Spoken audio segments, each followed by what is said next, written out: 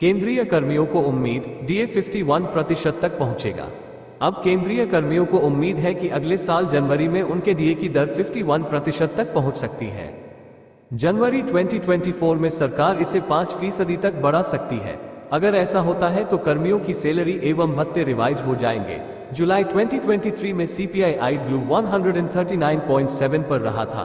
अगस्त में वह 139.2 अंकों पर संकलित हुआ। सितंबर, अक्टूबर, नवंबर और दिसंबर में सीपीआई ब्लू 140.2 रह सकता है। ऐसे में उन्हें जनवरी 2024 में 5% डीए मिल सकता है।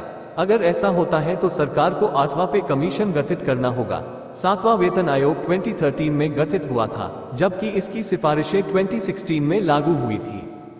श्रम ब्यूरो, श्रम एवं रोजगार मंत्रालय से संबंधित कार्यालय द्वारा हर 16 महीने औद्योगिक श्रमिकों के लिए मूल्य सूचकांक का संकलन संपूर्ण देश में फैले हुए 88 महत्वपूर्ण औद्योगिक केंद्रों के 317 बाजारों से एकत्रित खुदरा मूल्यों के आधार पर किया जाता है। सूचकांक का संकलन 88 औद्योगिक केंद्रों एवं अखिल भारत के लिए किया जाता है। ये संकलन आगामी महीने के अंतिम कार्य दिवस पर जारी होता है। अगस्त 2023 के लिए अखिल भारतीय उपभोक्ता मूल्य सूचकांक CPIIW 0.5 अंक घटकर 139.2 अंकों के स्तर पर संकलित हुआ है। सूचकांक में पिछले माह की तुलना में 0.36% की कमी रही। एक वर्ष पूर्व इन्हीं 2 महीनों के बीच 0.23% की वृद्धि दर्ज की गई थी। अगस्त के दौरान सूचकांक की स्थिति केंद्र स्तर पर जयपुर के सूचकांक में अधिकतम 4.4 अंक की कमी रही है। अन्य 3 केंद्रों पर 3 से 3.9 अंक, 11 केंद्रों में 2 से 2.9 अंक, 13 केंद्रों में 1 से 1.9 अंक तथा 22 केंद्रों में 0.1 से 0.9 अंक के बीच कमी रही है। इसके विपरीत कटक में अधिकतम 4.4 अंक की वृद्धि पाई गई है।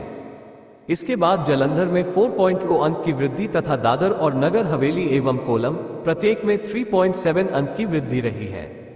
अन्य 3 केंद्रों में 2.9 अंक, 9 केंद्रों में 1 से 1.9 अंक तथा 18 केंद्रों में 0.1 से 0.9 अंक के बीच बढ़ोतरी रही है। शेष 4 केंद्रों के सूचकांक स्थिर रहे हैं। अगस्त 2023 के लिए मुद्रास्फीति दर पिछले महीने के 7.54% तथा गत वर्ष के इसी माह के 5.85% की तुलना में 6.91% रहा है। खाद्यस्फीति दर पिछले माह के 11.87% एवं एक वर्ष पूर्व इसी माह के 6.46% की तुलना में 10.06% रहा। देश में प्रति व्यक्ति आय 111% बढ़ी। संसद में इस मुद्दे पर जो सवाल जवाब हुए हैं उनमें कहा गया है कि जनवरी 2016 से जनवरी 2023 के बीच में कर्मियों के वेतन और पेंशन में 42% की वृद्धि हुई है। इस अवधि के दौरान देश में प्रति व्यक्ति आय 111% बढ़ी है। वित्त राज्य मंत्री पंकज चौधरी ने सदन में बताया था कि मुद्रास्फीति के कारण वेतन और पेंशन के असली मूल्य में जो कटौती होती है उसे पूरा करने के लिए डीआर दिया जाता है। अब डीए 42% हो गया है। प्रति व्यक्ति आय 3 गुना हो गई। इसके साथ वस्तुओं के दाम भी उसी अनुरूप में बढ़े हैं। मतलब केंद्र सरकार के कर्मी कम वेतन पर काम कर रहे हैं। पिछले 3 वेतन आयोगों की तरफ से कहा गया है कि जब डीए 50% तक पहुंच जाए तो मुद्रास्फीति के प्रभाव को कम करने के लिए भविष्य में पे रिवाइज किया जाए। जनवरी 2024 में डीए 50 के पार हो जाएगा।